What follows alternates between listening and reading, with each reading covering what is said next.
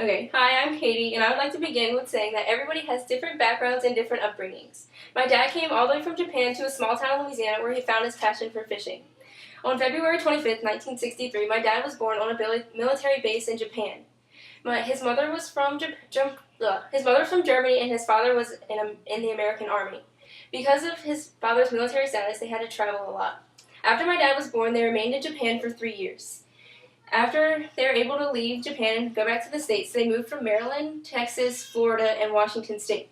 Whenever they were able to settle down, they chose a small town in Pearl River. They chose this small town because my dad's father's brother owned some land. Whenever they settled down in Pearl River, my dad began fishing with his father and his brother.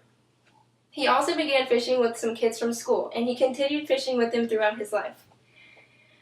One night in 1999, my dad and that same group of friends went on a fishing tournament out of town held by a local fishing club. That same fishing club also had a kids tournament, and my dad and his friends thought that was a really good idea to bring back home.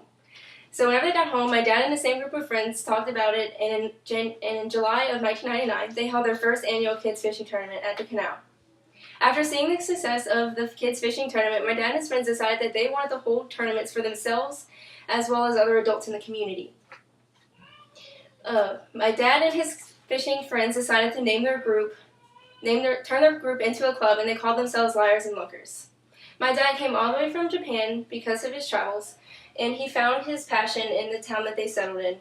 Like my dad, you too should allow your hobbies and passions to let you explore new adventures. And I have pictures from the 8th annual Kids Fishing Tournament, and I also have a news article from my dad's weekly tournaments, and I have another news article about the 10th annual Kids Fishing Tournament.